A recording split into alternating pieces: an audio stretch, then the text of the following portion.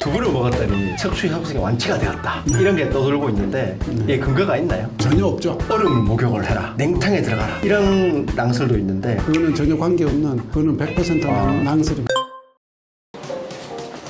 자, 여러분, 우리 지난 시간에 디스크에 대해서 알아봤죠? 오늘도 허리 통증에 대해 알아볼 건데, 여러분, 허리 통증이 디스크만 있는 게 아니에요. 협착증이 있거든요. 특히 협착증 같은 경우에 요즘 인터넷을 보면 두부, 좁쌀, 표고버섯 이런 걸 먹으면 좋아진다는 얘기가 있거든요. 그래서 과연 그럼 정말 그런지, 이 협착증이 있을 때 뭐 어떤 운동을 하면 좋아진다, 사우나 가면 좋아진다 이런 말이 있거든요. 그래서 저희가 그런 낭설에 대해서 오늘도 척추의 신 나요 원장님을 찾아가서 팩트 체크를 해보도록 하겠습니다. 따라오시죠. 자, 여러분, 오늘도 척추센터입니다. 네. 들어오세요. 네, 그러면 지난번에 찾아뵙고 네. 저희가 이제 팩트 체크를 해서 잘못된 의학 상식을 바로잡아서 고통받던 많은 분들에게 희망을 안겨줬는데 네. 지난번에 미처 다 여쭙지 못한 그런 팩트 체크를 위해서 이렇게 다시 한번 불쑥 찾아왔습니다. 네, 잘 찾아오셨습니다. 지난 시간에 저희가 디스크를 여쭤봐서 많은 도움이 됐는데요. 디스크만큼이나 이제 많은 낭설이 있는 게 그 척추 협착증이거든요. 네. 근데 이제 대표적인 낭설이 어떤 게 있냐면 두부를 먹었더니 척추 협착이 완치가 되었다. 이런 게 떠돌고 있는데 이게 근거가 있나요? 전혀 없죠. 근거가 없다고 왜 없는 이유가 두부는 뭐 식물성 단백질이 포함된 우리가 먹는 음식의 하나이지 그것이 약이 아니기 때문에 협착증에 좋다는 말은 전혀 근거가 없고요. 그럼 두부는 근거가 없다고 하셨는데요. 네. 그거 말고도 많거든요. 뭐 좁쌀, 표고, 부추 이런 것들 먹으면 허리 통증에 도움이 되나요? 안 되나요? 안 됩니다. 이것은 우리가 흔히 먹는 음식의 하나인 것이지 그걸 아무리 먹는다고 해서 협착증에 도움이 될 리는 없고요.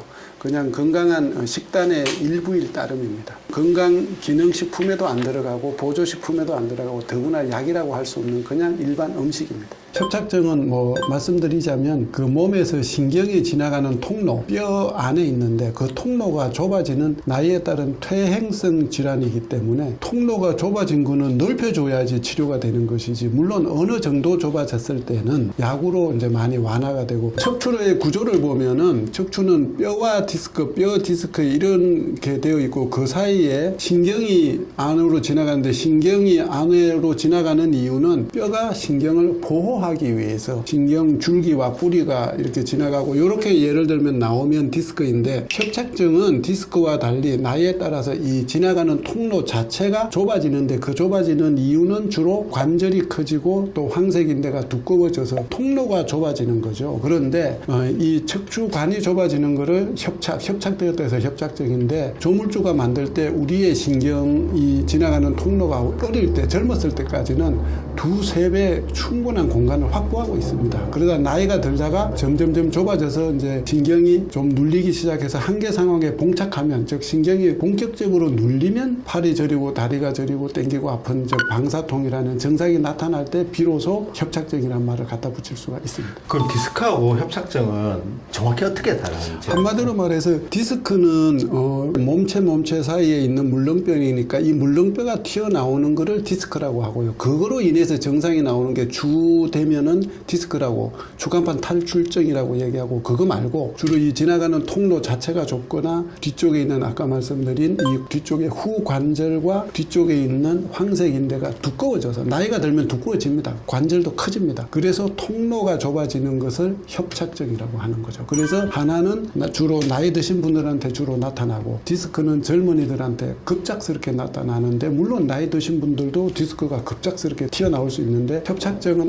아무튼 만성적으로 수년 수십 년에 걸쳐서 서서히 나타난다는 게 차이점이고 아픈 것도 협착증은 좋아졌다 말았다 좋아졌다 말았다를 수년 수십 년간 반복합니다. 근데 디스크는 급작스럽게 나타나요. 그 치료에도 차이가 있나요? 당연히 차이가 크죠. 디스크는 말랑한 디스크가 급작스럽게 튀어나왔기 때문에 공간이 넓은 아래쪽에서는 초기에 수일 1, 2주 통증을 가라앉힐 수만 있다면 그 후에 서서히 터져 나온 디스크가 흡수가 돼서 수술을 안 해도 하다가도 낫는 경우가 많습니다. 근데 흡수되는데 대개 6개월, 1년이 걸리기 때문에 그때 어떻게 할 거냐 이런 문제가 있고, 디스크는 갑자기 생긴다. 또 혹은 한쪽 다리가 저리고 땡기다. 이러면은 디스크고요. 협착증은 만성적으로 이제 생기는데 주된 증상은 얼마 걸어가다가 예를 들어서 50m, 100m 걸어가다가 양쪽 응치와 허벅지 뒤가 땡기고 저려서 앉았다가 가면 또 잘 간다. 그게 이제 파행이라고 하는데, 신경성 파행이라고 하는데, 오래 걸어가고 허리를 뒤로 펴면 증상이 더 심해지고, 앉으면 좋아지는 이유는 저희가 허리를 구부리면 척추관이 넓어지게 돼 있습니다. 아까 말씀드린 황색인대가 허리를 구부리면 얇아지거든요. 허리를 뒤로 젖히면 황색인대가 두꺼워지거든요. 그래서 관이 좁아졌다 넓어지는 것 때문에 협착증 증상은 왔다 갔다 한다. 그래서 차이가 많죠. 그 지난 시간에 디스크 할 때는 걷기라든지 이런 운동이 좋다고 이제 말씀해 주셨는데요. 그러면 협착증이 있으면 걷기나 조깅을 하면 안 되나요? 그게 더 해롭나요? 협착증도 디스크와 뭐 일반적인 운동 치료는 똑같습니다. 하는 게 낫습니다. 해서 좀 걷고 하면 아프기 때문에 우리가 흔히 걸으면 아프고 좀 쉬면 나아지니까 사람들이 이거 걸어서 아프니까 이렇게 아픈 건 하지 말라는 거다 해서 걷기 이런 거 안 하고 하는 경우도 이제 있는데, 예를 들면은 이제 뭐 한 500m, 1000m 걸을 수 있는 분이 있다면 그 아플 때까지 혹은 아파도 참아가면서 걸으라는 뜻은 아니고, 그 전 단계까지는 그래도 걷는 운동을 하시는 게 나은 것이고, 안 하는 것보다, 누워 있는 것보다, 앉아만 있는 것보다는 그런 의미이고요. 500m 이상 못 걸으면은 병원에 와서 MRI도 찍고 뭐 수술도 고려해보는 좀 심한 상태이고, 1-2km 이상을 걷는다 하면은 약 드시고 지내면 될 수 있는 그런 상황이라 운동을 하는 게 더 낫습니다. 그러면 운동 중에 이런 동작의 운동은 피해야 된다. 예를 들어 협착증이 심한 환자는 허리를 뒤로 젖히는 운동은 조금 삼가해야 되겠죠. 그리고 너무 장시간 오래 서 있는 것도, 서 있으면 엉치, 허벅지 뒤가 땡기기 때문에 그런 것도 좀 피해야 되겠죠. 그런 거고, 일상적인 뭐 운동은 괜찮죠. 근력 강화 운동은 다 괜찮습니다. 이것도 수술을 하는 경우는 그럼 많이 드문가요? 말씀드린 협착증도 100명의 환자가 오면은 수술하는 경우는 5명, 10명밖에 안 됩니다. 매우 드물고, 마지막 단계에서 수술을 하기 때문에 그 전까지는 약 드시고 혹은 쉬고 물리치료하고 뭐 사우나하고 찜질하고 이러면서 그럭저럭 지내는 게 수년 혹은 수십 년 될 수가 있습니다. 그러니까 병원 오면 무조건 수술해야 된다고 해서 겁나서 안 오시는 분도 있고, 그래서 안 오시는 분인데 그런 거는 낭설이네요. 그래서 두려워하지 말고 와야 되는 거. 낭설이라고, 그게 현실이죠. 그래서 그게 과잉 진료라고 할 수 있는데, 가자마자 수술을 권할 때는 안 하면 됩니다. 다른 병원을 가보셔야죠. 두려워하지 말고 일단 가보고, 혹시 수술을 권하면 다른 것에 가서 다른 데 가서 의견을 들어보라. 한 번 더 재고해 보시라, 이런 뜻인데, 뭐 마비가 오거나 소대변 장애가 오거나 이런 경우는 응급수술을 해야 되는 경우지만, 협착증으로 그런 경우가 오는 경우는 번개 맞을 만큼 드문 상황입니다. 그리고 이거는 만성질환이기 때문에 서서히 나빠지기 때문에 약 드시고 이렇게 좀 시간을 두고 생각해보고 결정을 해도 늦지 않은데, 협착증도 또 예를 들어서 뭐 50m도 못 걷는데 일상생활이 안 되는데 계속 약만 먹고 참으라고 할 수는 없습니다. 그런 경우는 아까 말씀드린 대로 좁아진 이 관 구멍을 넓혀주면 신경이 풀어져서 좋아지는 게 뻔한데, 좋아지게 돼 있는데 그걸 안 할 이유는 없습니다. 그리고 이제 협착증도 좁아진 상태로 너무 오래 끌면은, 신경은 전기 구리선이 아닙니다. 전기는 온오프 하면은 이게 전등이 꺼졌다 켜졌다 하지만은, 신경은 전기처럼 구리선처럼 그 신호를 전달하는 그런 그 구조물이지만은 살아있는 세포입니다. 그래서 너무 장기간 오랫동안 눌리면 세포가 죽습니다. 그러면은 수술을 해도 다리가 저리고 멍멍하고, 혹은 마비가 왔다면 마비가 회복이 안 될 수가 있습니다. 그래서 전문가의 진단과 거기에 따라서 신중하게 결정하시면 되겠다. 제가 유튜브 하고 있는데 보니까 양반 다리를 하면 허리에 매우 안 좋다, 하면 안 된다 이런 얘기가 있는데, 그거는 근거가 있나요? 모처럼 맞습니다. 요점만 말씀드리면, 양반 자세를 하고 저희가 앉아 있으면 이 결과부자상 뭐 이렇게 얘기하는데, 허리에 부담이 많이 갑니다. 요추 전만이 좀 생겨야 되고, 반대로 앉는 동작이 뭐냐, 서양식 생활, 저희가 의자에 다리를 내리고 의자에 앉듯이 앉는 자세는 오래 앉아 있어도 편한데, 그 이유는 요추 전만이 필요하지 않습니다. 허리가 편안하게 펴진다는 거고. 그래서 저희가 수술한 환자 혹은 디스크 환자 이런 거 침상에서 양반 자세로 앉으면 혼을 냅니다. 수술한 거 다 망가뜨린다고. 그래서 양반 자세는 허리에 부담이 많이 가는 자세라서 피하는 게 맞습니다. 아, 그러면 허리가 이제 안 좋은 분은 집에도 될 수 있으면 의자를 만들어서 의자에 의자에 이제 앉아. 걸터 앉듯이 앉아라. 걸터 앉. 땅바닥에 앉는 자세는 노. 양반 자세 노. 의자에 걸터 앉듯이 앉고 혹은 뭐 이렇게 좀 기대 앉고 혹은 누워 있고 이런 자세가 좋은 거지. 그래서 우리 동양식 생활이 허리에 부담이 많이 갑니다. 그러면 그 여자분들은 의자 말고 바닥에 앉을 때 아무래도 한국에서는 여자분들이 양반다리를 하고 앉질 않고 꼭 그 인어공주상처럼 그렇게 다소곳하게 앉으시는데 그거는 허리 어떤가요? 그 자세는 아시다시피 허리가 옆으로 휘어지기 때문에 허리에 부담이 가는 안 좋은 자세입니다. 그러면 어쨌든 간에 이제 의자 없이 앉는 거는 다 안 좋은 거네요. 네, 그렇습니다.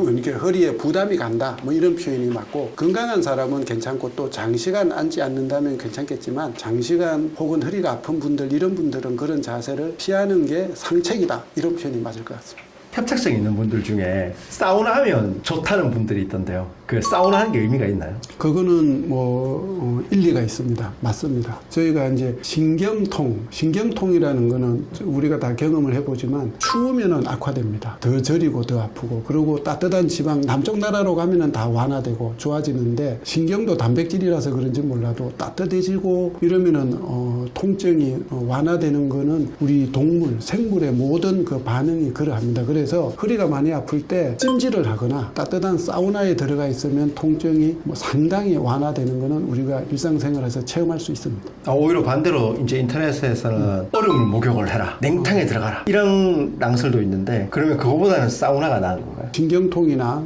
요통이나 이런 거 하고 추운 거는 상극입니다. 그거는 전혀 관계없는, 그거는 100% 낭설입니다. 그러니까 저희는 야구 선수들 이렇게 투수 공 던지고 나면 어깨 얼음 찜질하고 하니까 찜질하면 신경통도 좋아진다고 생각했는데 따뜻하게 해야 되는 거예요? 아니요. 그런 경우는 필요합니다. 운동선수가 급작스럽게 던지거나 해서, 그때는 이제 예를 들어서 급작스럽게 삐거나 뭐 해서 염증이 생긴 경우는 냉찜질이 당연히 맞습니다. 그러니까 급작스러운 통증, 급성기 몇 시간, 하루 이틀은, 하루 정도는 냉찜질이 맞는데, 그는 급성 염자, 타박상, 급성 디스크 이런 거는 맞는데, 그 외에는 전부 더운 게 맞습니다. 아, 그러니까 만성적으로 협착증이 있는 분들은 차가운 데 들어가면 더 아픕니다. 예, 무조건 온찜질을. 제 그 온찜질파와 냉찜질파의 첨예한 대립이 있었는데, 여러분 만성 통증에는 온찜질을 해야 됩니다. 예를 들면은 저희가 길 가다가 발목을 확 삐입니다. 그럼 발목에 팅팅 부었습니다. 그럴 때는 뭘 해야 될까요? 당연히 하루 이틀은 냉찜질을 해야 됩니다. 부은 거를 가라앉혀야 되니까. 그리고 이제 냉찜질하면 혈관이 수축이 돼서 출혈도 덜 되고 염증이 가라앉는데, 그 이후부터는 출혈된 피를 흡수를 해야 되고 또 혈액순환을 도와줘야 되기 때문에 더워지면 혈관이 늘어나거든요. 그래서 초기 급성기 통증 외에는 다 온찜질이 맞습니다.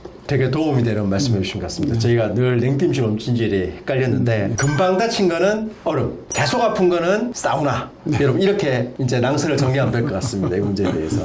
집에서 시청자분들이 이렇게 허리가 좀 안 좋다라고 느낄 수 있잖아요. 어떤 경우에 병원에 와서 뭐 허리 디스크라든지 뭐 척추 협착증이라든지 뭐 진단을 받기 위해서 와야 될까요? 저희가 일상생활에서 살다 보면 허리가 아픈 경우가 흔히 있습니다. 그래서 교과서에도 일평생 살아가면서 한 80-90% 국민이 요통으로 병원을 찾게 된다, 뭐 이런 정도의 얘기가 있는데, 근데 이제 그때마다 병원에 가는 게 과연 필요하냐, 현명하냐, 이런 얘기를 할 수 있습니다. 그래서 결론만 말씀드리면, 우리가 일상생활 하다가 갑자기 허리가 뜨끔했다, 근데 허리가 아픈데 좀 꼼짝 못하겠다, 이런 경우는 집에서 하루 이틀 쉬어봐도 됩니다. 혹은 집에 있는 소염 진통제를 복용해서 또 결과를 봐도 됩니다. 그런데 병원에 가급적 빨리 찾아가는 게 좋은 경우는 급성 디스크가 의심되거나 이런 경우인데, 구체적으로 허리가 아프면서 한쪽 다리가 너무 저리고 땡기고 아파서 꼼짝을 못하겠다, 걸어 다닐 수가 없다, 혹은 이제 마비 증상이죠. 한쪽 다리가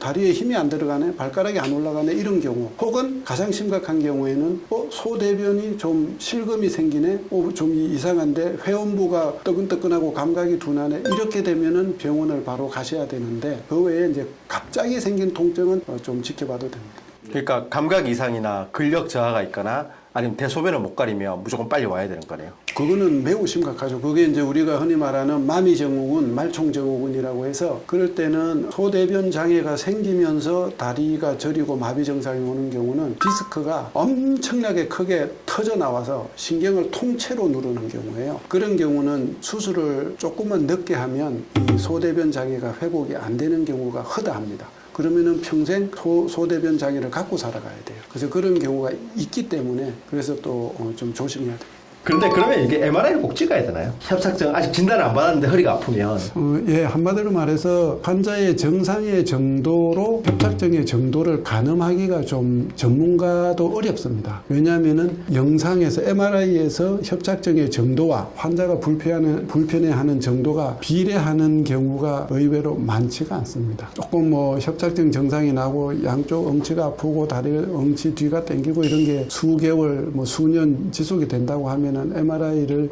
찍어보는 게 필요합니다. 저희가 지난 시간에 이어서 저희 나화영 원장님 모시고 협착증에 대해서 알아봤거든요. 간략하게 말씀드리면 여러분 건강한 식단 한다고 해서 허리에 특별히 도움이 되진 않습니다. 그래서 다 낭설입니다. 두 분 다 안 돼요. 그리고 이제 만성적인 협착증 통증은 사우나 해야 되고 금방 다친 통증은 얼음찜질 하셔야 됩니다. 그 다음에 똥오줌 못 가리면 당장 병원으로 오셔야 됩니다. 이렇게 오늘도 저희가 인터넷과 카톡, 이웃 사람의 카드라에 떠도는 근거 없는 낭설을 팩트 체크해 봤습니다. 여러분이 원하는 팩트 체크가 다 없어지는 날까지 이 프로그램은 계속될 겁니다. 그러니 궁금한 팩트 체크를 받고 싶은 내용이 있으면 댓글에 남겨주시면 저희가 찾아가겠습니다. 그리고 여러분 아시겠지만 여기까지 왔다면 좋아요, 구독 꼭 부탁드립니다. 그럼 다음 시간에 뵙겠습니다. 감사합니다. 감사합니다.